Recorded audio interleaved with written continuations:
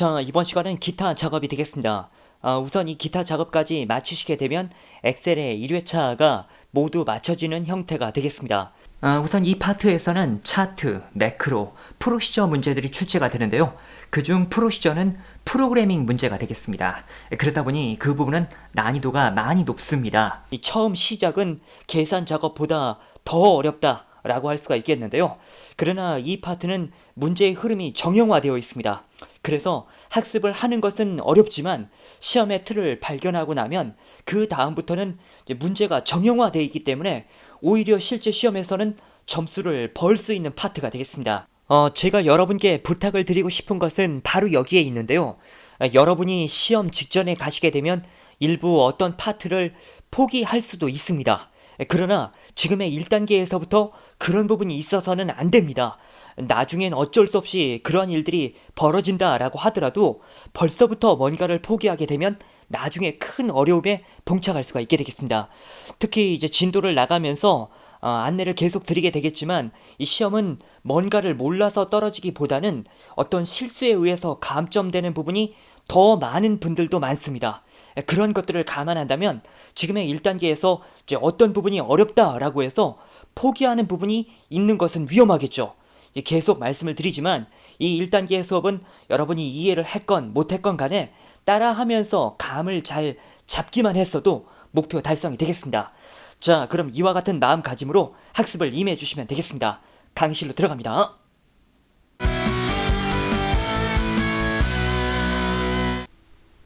다음은 기타 작업 1번 차트 문제가 되겠습니다. 총 5문제고 각각 2점씩으로 구성되어 있습니다. 1번 합계 계열과 2012년 요소가 제거되도록 데이터 범위를 수정하시오. 일단 합계 계열은 제 컴퓨터를 기준으로 하면 이 보라색 계열로 나오고 있는 부분이 되겠습니다. 그리고 2012년 요소를 제거해라. 이 부분을 지워라. 그런 말이 되겠습니다. 이 작업을 원본표에서 진행하는 것이 아니고요. 차트에서 진행을 해야 됩니다. 차트의 바깥쪽 부분을 차트 영역이라고 합니다. 이런 차트 영역에서 오른쪽 버튼 데이터 선택으로 들어갑니다. 일단 합계부터 제거해 보겠습니다. 합계를 선택하고 제거 버튼을 누르게 되면 합계 항목은 삭제가 된 겁니다. 그 다음에 2012년 요소도 지워야 되겠는데 이 2012년이 나와 있는 이쪽 부분에는 제거 버튼이 없습니다. 이런 경우에는 어떻게 하면 되냐면 일단 행렬 전환 버튼을 눌러서 잠시 이쪽과 이쪽의 위치를 바꿉니다. 그런 상태에서 2012년을 선택하고 제거를 하고요. 다시 행렬 전환을 눌러서 원래대로 바꿔놓으면 되는 것이죠. 그러면 이와 같이 2012년 부분도 빠지고 합계 부분도 빠진 차트를 만들 수 있겠습니다. 혹시 이게 바로 적용이 안 되면 이런 부분을 한번 클릭하면 저처럼 나오게 될 것입니다. 풀이가 된 거고 그 다음에 또 한 가지 방법을 간단히 좀 설명을 드리겠습니다. 컨트롤 Z 눌러서 원래대로 되돌려 놓고 아까 들어갔던 데이터 선택으로 들어갑니다. 여기 상단의 차트 데이터 범위를 직접 지정하는 방법입니다. 구분에서부터 합계는 빼야 되니까 여기까지 블럭 설정을 하고 2012년 부분도 빼야 되니까 선택하지 않고 컨트롤 키를 누르고 2013년부터 근로장악의 마지막 데이터까지 이렇게 범위를 지정하는 방법이 있겠습니다. 그리고 이런 작업을 진행할 때 차트 안의 색깔이 임의대로 바뀔 수가 있는데 바뀌면 바뀌는 대로 사용을 하면 되겠습니다. 차트 종류를 누적 세로 막대형으로 변경하시오. 우선 이 차트도 안쪽이 차트 영역, 그리고 안쪽이 그림 영역, 그리고 얘네들은 범례 뭐 이런 식으로 구분이 되거든요. 지금은 이렇게 비어있는 공간, 즉 차트 영역에서 작업을 하기 바랍니다. 오른쪽 버튼을 누르게 되면 차트 종류 변경이 있습니다. 누적 세로 막대형은 일단 세로 막대형이 되겠고요. 마우스를 갖다 놓으면 이름이 나오게 되겠습니다. 누적 세로 막대형은 세로 막대형이 되겠고요. 그 다음에 마우스를 갖다 놓으면 이 차트들의 이름이 나오는데 누적 세로 막대형은 두 번째에 있습니다. 세 번째에도 100% 기준 누적 세로 막대형인데 얘와 얘는 서로 역할이 다릅니다. 두 번째에는 누적 세로 막대형을 선택하기 바랍니다. 적용이 잘 되었고요. 차트 제목은 차트 위로 지정한 후 A1셀과 연동되도록 설정하시오. 일단 차트 영역을 선택하게 되면 상단에 차트 디자인이라는 메뉴가 나오게 되는데요. 여기에 차트 요소 추가, 차트 제목, 차트 위를 체크해주면 되겠습니다. 보통은 이제 여기를 클릭해서 필요한 글자를 입력하면 되는 거거든요. 그런데 지금은 A의 1셀과 연동을 시켜줘야 되겠는데 연동을 시키는 방법은 이런 빈 공간을 한번 눌렀다가 다시 차트 제목을 선택합니다. 그 상태에서 수식 입력줄로 가서 는 한 다음에 A의 원셀을 체크해주면 되겠습니다. 엔터 누르게 되면 연동이 된 거예요. 연동이 되었다는 건 이런 건데요. 여기 A의 원셀에 뭔가 내용을 이렇게 추가했다 라고 하면 이 차트에도 같이 추가가 되는 거죠. 컨트롤 Z 누르겠습니다. 근로장악 계열에만 데이터 레이블 값을 표시하고 레이블의 위치를 안쪽 끝으로 설정하시오. 일단 근로장악은 제 컴퓨터를 기준으로 하면 이 보라색 계열이 되겠는데요. 보라색 계열 중에 하나를 선택하면 이 계열이 다 선택이 됩니다. 그 상태에서 오른쪽 버튼 데이터 레이블 추가를 직접 눌러도 되고 혹은 여기 화살표를 눌러서 데이터 레이블 추가를 이렇게 클릭을 해도 상관없습니다.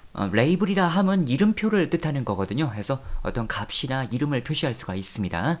어쨌든 그러하고 레이블의 위치를 안쪽 끝으로 설정하시오. 레이블 중에 하나를 선택하면 레이블이 다 선택됩니다.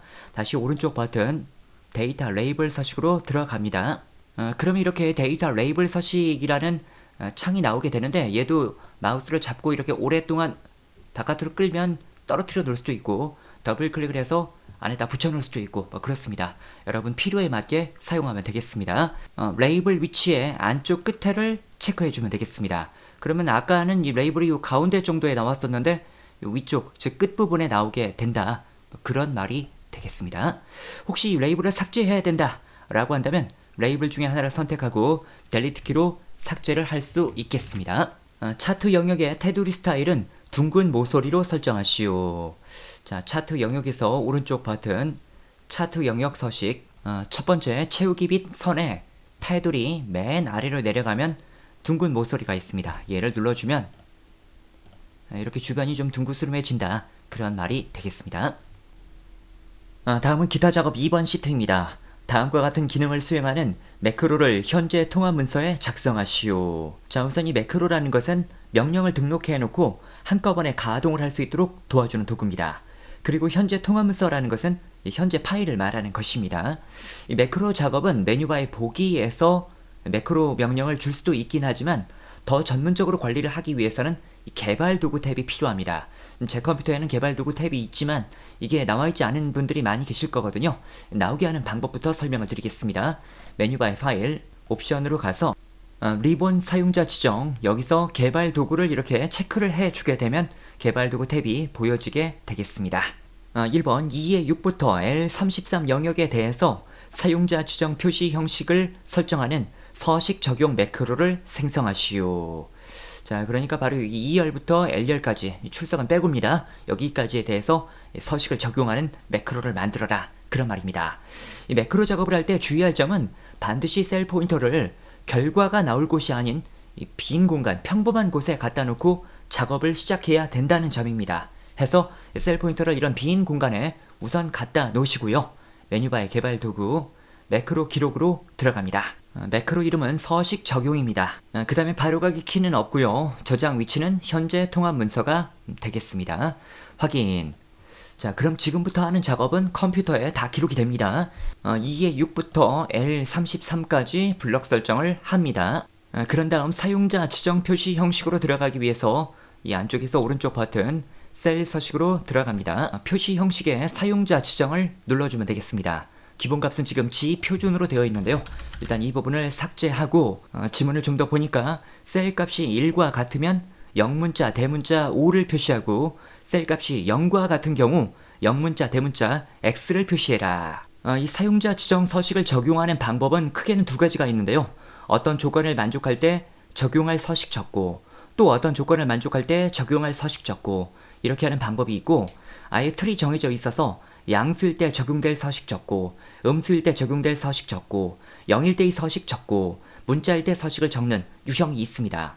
이번 문제는 양수일 때 어떻게 해라, 음수일 때 어떻게 해라 그런 문제가 아니라 어떤 조건일 때 적용할 서식이 나열이 되어 있잖아요. 그래서 이 첫 번째 기법을 사용해야 되겠습니다.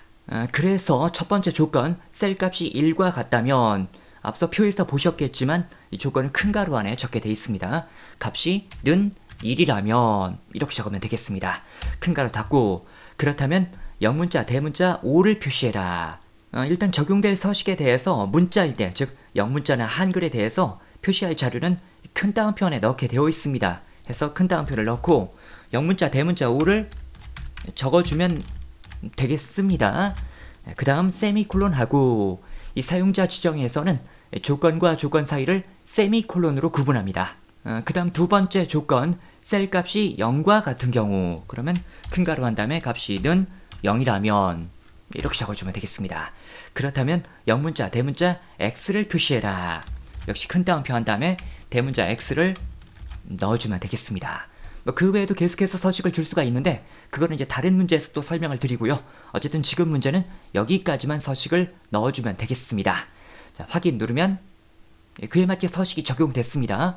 빈 공간 한번 눌러주고 개발 도구로 가서 기록 중지를 누릅니다. 그러면 지금까지 작업한 내용은 기록이 잘 되었습니다. 만약 매크로를 잘못 만들었다 라고 한다면 기록 중지를 눌러야 되는 것이고요. 그런 다음 매크로로 들어가서 해당 매크로를 삭제하고 다시 매크로를 만들면 되겠습니다.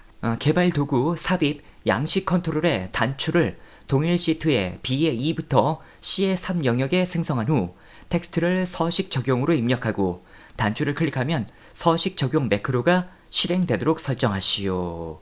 자, 그러니까 뭐 이런 곳에 단추를 만들어라 그런 말이 되겠습니다. 메뉴바에 개발 도구 삽입에 가보면 양식 컨트롤 첫 번째 단추가 있습니다.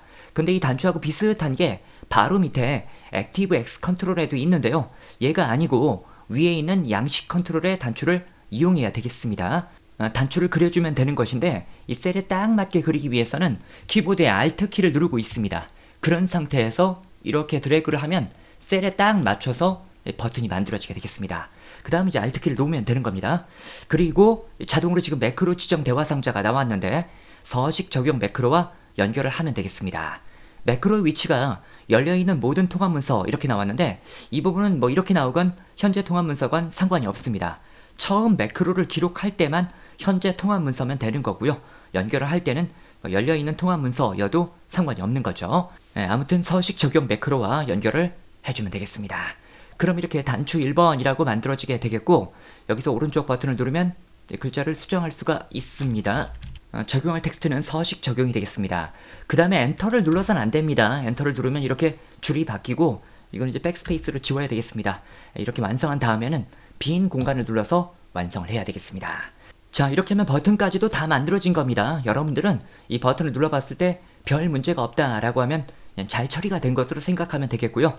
저는 여러분들께 보여드리기 위해서 여기 이 부분의 서식을 다시 원래대로 바꿔놓고 버튼을 눌러보겠습니다.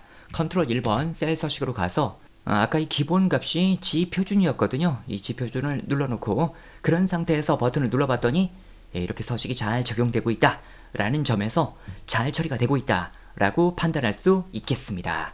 혹시 버튼을 잘못 만들었다 라고 한다면 오른쪽 버튼을 눌러서 잘라내기를 눌러 삭제를 하면 되겠습니다. 이 매크로 작업을 할 때에는 처음에 기록하는 과정과 끝내는 과정을 명확하게 해야 되겠고 중간에 불필요한 작업이 들어가지 말아야 됩니다. 만약 그런 부분들이 깔끔하게 처리되지 못하게 되면 런타임 오류가 발생한다든지 혹은 수식이 너무 복잡해서 개체를 할당할 수 없습니다 라는 오류 메시지가 나올 수가 있습니다. 뭐 이럴 때는 일단 확인을 누르고 런타임 오류가 나왔을 때는 종료를 눌러주면 되겠습니다. 그런 다음 아까 제가 말씀을 드렸던 것처럼 매크로로 들어가서 해당 매크로를 삭제하고 다시 매크로를 기록하면 되겠습니다. M6부터 M33 영역에 대해서 조건부 서식을 적용하는 그래프 보기 매크로를 생성하시오. 자, 앞서와 마찬가지로 결과가 나올 것이 아닌 이런 빈 공간의 셀 포인터를 우선 갖다 놓고요. 개발 도구 매크로 기록 매크로 이름은 그래프 보기입니다. 문제 지문에도 그렇게 나오긴 했지만 매크로 이름은 띄어쓰기가 들어갈 수가 없거든요. 그래서 이런 부분에 띄어쓰기가 없도록 주의하기 바랍니다. 확인. 자, 그럼 지금부터 하는 작업은 컴퓨터에 다 기록이 됩니다. 일단 M6부터 M33을 블럭 설정을 해야 되겠는데요. 앞서 조건부 서식 문제를 풀 때도 그 말씀을 드렸지만 이 조건부 서식만큼은 반드시 블럭 설정을 위에서 아래 방향으로 진행해야 됩니다. 해서 M6에서부터 M33까지를 블럭 설정을 하고요. 메뉴바의 홈 조건부 서식으로 들어갑니다. 새 규칙. 이번 문제는 수식을 이용하는 것이 아니고요. 규칙 유형을 셀 값을 기준으로 모든 셀의 서식 지정을 선택해라 라고 되어 있습니다. 바로 첫 번째 있는 셀 값을 기준으로 모든 셀의 서식 지정 얘를 체크하면 되겠습니다. 그 다음에 서식 스타일을 데이터 막대, 서식 스타일을 데이터 막대로 설정하면 되겠고, 최소값은 백분위수 20, 최대값은 백분위수 80으로 설정하시오. 여기 최소값의 종류를 백분위수로 지정하고 20을 설정하면 되겠습니다. 그 다음에 최대값의 종류도 백분위수로 설정하고 80을 지정하면 되겠습니다. 일반 수학에는 백분위수라는 개념이 있는데요. 이 커널 시험에서는 그게 뭔지까지는 알 필요는 없겠고요. 문제에 나온 대로 해당 명령을 잘 선택만 하면 되겠습니다. 그 다음에 막대 모양 채우기는 그라데이션 채우기, 그라데이션으로 체크하면 되겠고, 그 다음에 색을 표준색 노랑으로 설정하시오. 색을 표준색 노랑, 마우스를 갖다 놓으면 이름이 나옵니다. 체크하면 되겠습니다. 나머지는 그냥 기본 값대로 두면 되겠습니다. 확인 누르면 잘 설정이 된 겁니다. 역시 빈 공간 한번 눌러주고 기록 중지를 누르면 되겠습니다. 좀 전에 설정했던 그라데이션 채우기라는 것은 색이 이렇게 자연스럽게 변화하는 것을 말하는 것입니다. 그 다음에 개발 도구, 삽입, 양식 컨트롤에 단추를 동일 시트에 2의 2부터 F의 3 영역에 생성한 후 2의 2부터 F의 3 이런데 버튼을 만들어라, 그런 말입니다. 개발 도구, 삽입, 양식 컨트롤에 단추, Alt키를 누르고 들어가면 되겠습니다. 그래프 보기 매크로와 연결을 하면 되겠습니다. 확인. 그 다음에 텍스트를 그래프 보기 이런데 잘 클릭해서 역시 빈 공간을 눌러서 완성을 해야 되겠습니다. 앞서와 마찬가지로 여러분들은 이 버튼을 눌러봤을 때 별 문제가 없다라고 하면 그냥 잘 처리가 된 것으로 생각하면 되겠습니다. 그러나 저는 여러분들께 한번 결과를 보여드리기 위해서 이 부분을 블럭 설정하고 조건부 서식으로 들어가서 좀 전에 넣었던 규칙을 제거하고 버튼을 눌러보겠습니다. 그랬더니 이와 같이 잘 처리가 되었습니다. 그 다음에 한 가지가 더 있는데요. 사용자 지정 서식 같은 경우는 여러 번 버튼을 눌러도 이 명령이 한 번만 등록이 되거든요. 하지만 이 조건부 서식 같은 경우는 버튼을 여러 번 누르게 되면 조건부 서식의 규칙 관리로 갔을 때 여러 개의 조건이 이렇게 등록이 되어 있습니다. 지금 하나만 나와 있어야 되거든요. 그래서 나머지 애들은 삭제를 통해서 제거를 하고 하나만 남겨놔야 시험적으로도 맞게 되겠습니다. 기타 작업 3번 시트입니다. 다음과 같은 작업을 수행하고 저장하시오. 성적 입력 버튼을 클릭하면 성적 자료 입력 폼이 화면에 나타나도록 프로시저를 작성하시오. 일단 커널 시험적으로 프로시저라는 것은 앞서 공부했던 사용자 정의 함수처럼 비주얼 베이직 코드를 이용해서 제작하는 것을 뜻한다 라고 생각하면 되겠습니다. 즉 이 버튼을 클릭하게 되었을 때 비주얼 베이직 코드에 의해서 어떤 명령이 가동되게 해라, 그런 말이 되겠습니다. 이런 작업을 하기 위해서는 일단 디자인 모드로 변경을 시켜놔야 되겠는데요. 개발 도구에 디자인 모드를 눌러놓으면 되겠습니다. 그럼 이제 편집 모드, 디자인 모드가 되는 것이고요. 이 버튼을 더블 클릭해서 해당 버튼을 클릭했을 때 수행되는 프로시저 그룹으로 들어갈 수가 있게 되겠습니다. 자, 여기 프라이빗 서브 그리고 엔드 서브는 서브 루틴, 즉 어떤 부 프로그램의 시작과 끝을 말하는 겁니다. 그리고 앞서 이 버튼의 내부적인 이름이 cmd 성적이었나 봐요. 이 버튼을 클릭했을 때 요 안에 있는 구문이 가동된다, 그렇게 생각을 하면 되겠습니다. 여기서 수행되어야 할 일은 성적 자료 입력이란 폼이 가동되면 되는 겁니다. 자, 이렇게 하면 됩니다. 성적 자료 입력에 .show라고 명령을 넣어주시면 되겠습니다. 그러면 이 버튼을 클릭했을 때 성적 자료 입력이란 폼이 show 가동되어라, 그런 말이 되겠습니다. 이런 비주얼 베이직 코드에서 앞부분은 개체 이름이 되겠고요. 점 다음에 나오는 부분은 수행할 명령, 즉 메소드라고 부르게 되겠습니다. 자, 어쨌든 이렇게 하면 명령은 잘 준비가 된 겁니다. 창을 닫고 가동을 해봐야 되겠는데, 가동을 하기에 앞서 디자인 모드는 해제를 해야 됩니다. 버튼을 한 번 더 눌러주면 해제가 된 것이고요. 그 다음에 이제 이 버튼을 클릭해서 가동을 해볼 수가 있겠습니다. 그랬더니 이와 같이 성적 자료 입력이란 폼이 잘 나오고 있습니다. 자, 약간만 부연 설명을 먼저 드리도록 하겠습니다. Alt F11 다시 비주얼 베이직 편집기로 들어가서 만약에 이 명령어에 오타가 있었다, 성적 자료 입력이었는데 성적 자료 1이라고 제가 만들었다 라고 하면 이 폼을 가동하는 순간 오류 메시지가 나오게 됩니다. 그리고 디버그, 즉 에러 수정을 클릭하게 되면 여기가 틀렸다 이런 식으로 노란색으로 나왔잖아요. 그래서 이 부분의 이름을 상황에 맞게 수정을 하고 그 다음에 중지 버튼을 누르는 겁니다. 그렇게 하고 다시 버튼을 클릭해서 폼을 가동할 수 있겠습니다. 그리고 앞서 제가 메소드를 적게 될 때 점을 입력하면 자동으로 메소드들이 나왔었는데, 만약에 개체 이름을 잘못 적은 상태에서 점을 적게 되면 그 다음에 메소드가 보여지지 않게 됩니다. 그래서 개체 이름을 정확하게 적어야만 명령어들이 나온다 라는 점도 잘 기억을 해두시기 바랍니다. 성적 자료 입력 폼에 데이터를 입력하고 등록 버튼을 클릭하면 폼에 입력된 이름, 자료 구조, 운영체제의 데이터가 시험 점수 입력 시트의 표 안에 추가되도록 프로시저를 작성하시오. 그러니까 이 폼에다가 자료들을 입력하고 등록 버튼을 클릭하게 되면 여기에 자료가 입력되게 해라, 그런 말이 되겠습니다. 일단 비주얼 베이직 편집기로 다시 들어가야 되겠는데요. Alt F11번을 눌러주면 편집기로 들어가게 되겠습니다. 혹은 메뉴바의 개발 도구 비주얼 베이직 버튼을 눌러도 되겠습니다. 지금부터의 작업은 성적 자료 입력 폼에 등록 버튼을 클릭했을 때 수행되어야 될 작업이거든요. 해서 해당 장소로 먼저 이동을 해야 되겠는데요. 이 프로젝트 탐색기가 있어야 됩니다. 혹시 보이지 않는 분들은 메뉴바의 보기 프로젝트 탐색기를 눌러주면 되겠습니다. 폼에 성적 자료 입력을 더블 클릭하면 되겠습니다. 그리고 등록 버튼을 눌렀을 때 작업이 가동되어야 되니까 등록 버튼을 더블 클릭해주면 되겠습니다. 그러면 그 등록 버튼, 즉 CMD 등록이란 버튼을 클릭했을 때 수행되는 프로시저 그룹으로 들어가게 되겠습니다.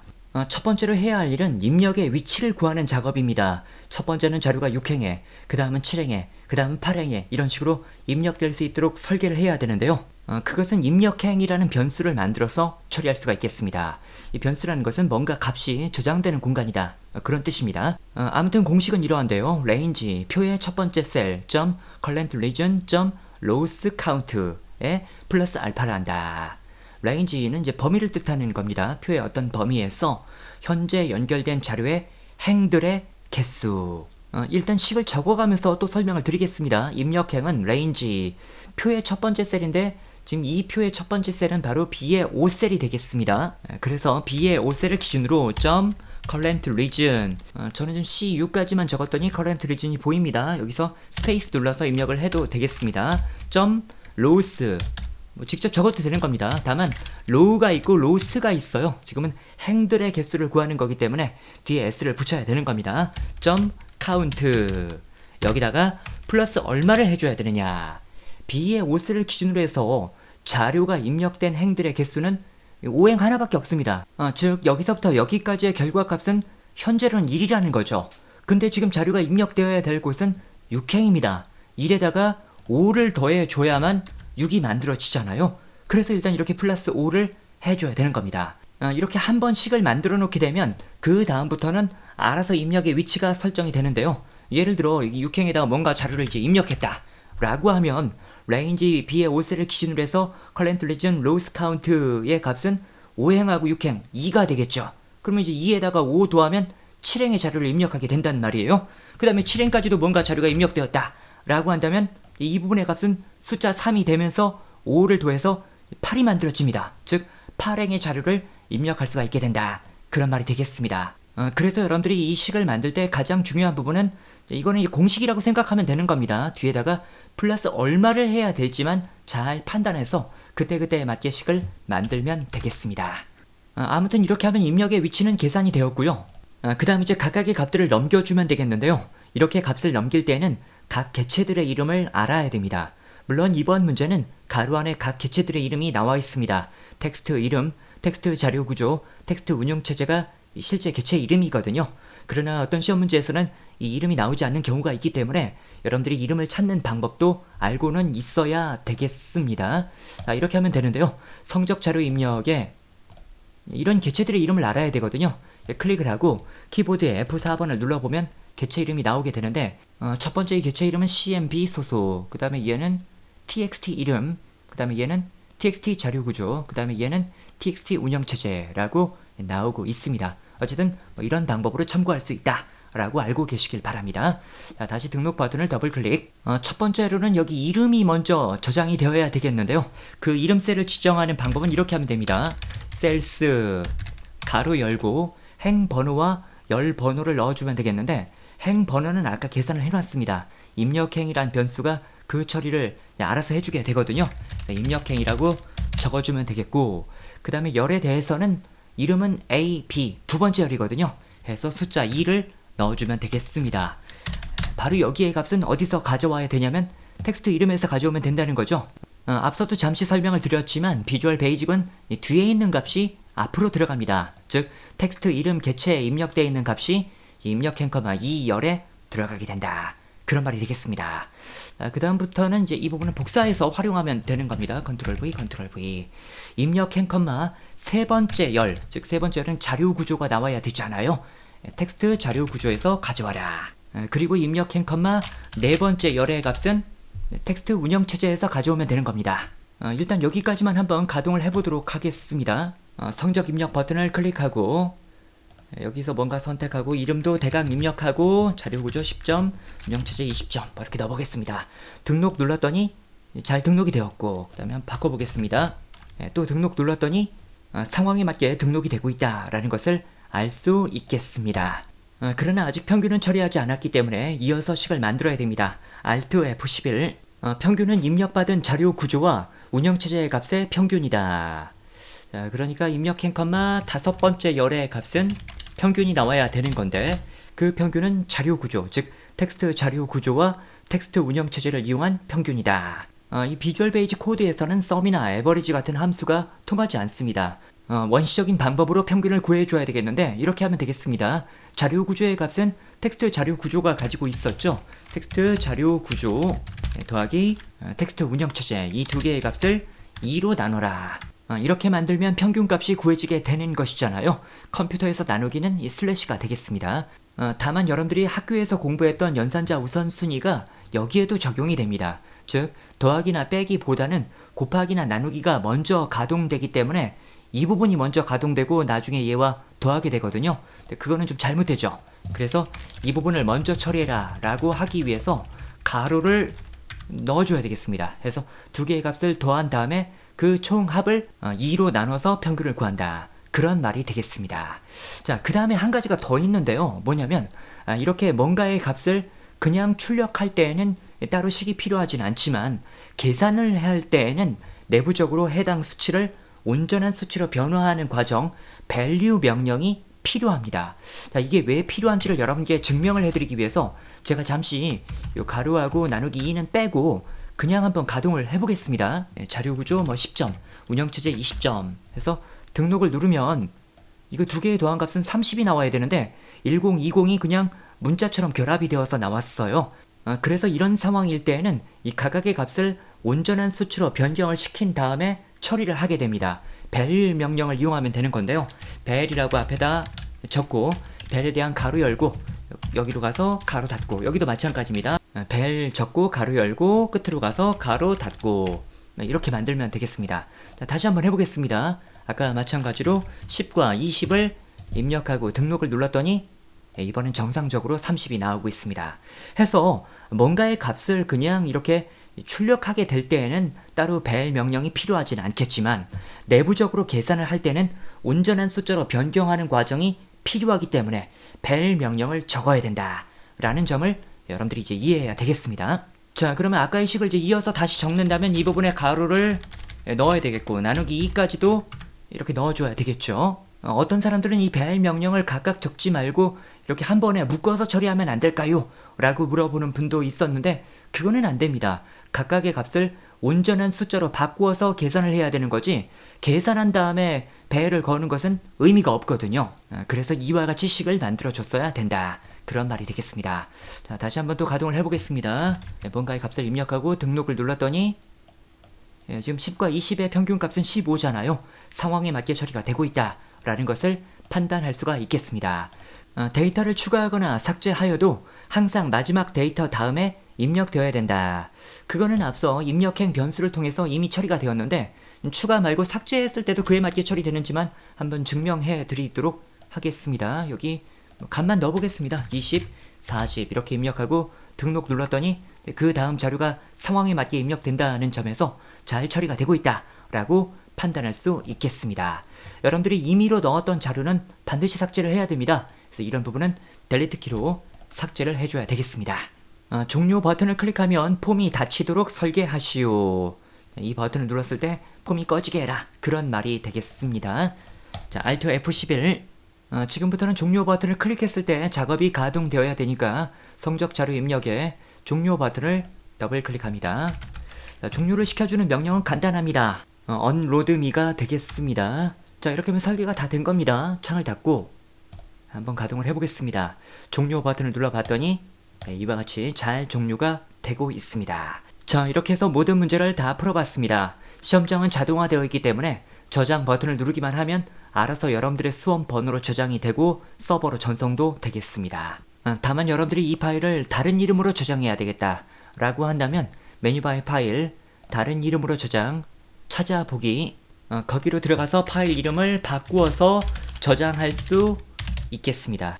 그리고 매크로 사용 통합 문서로 저장을 해야 매크로까지 저장이 정상적으로 되겠습니다.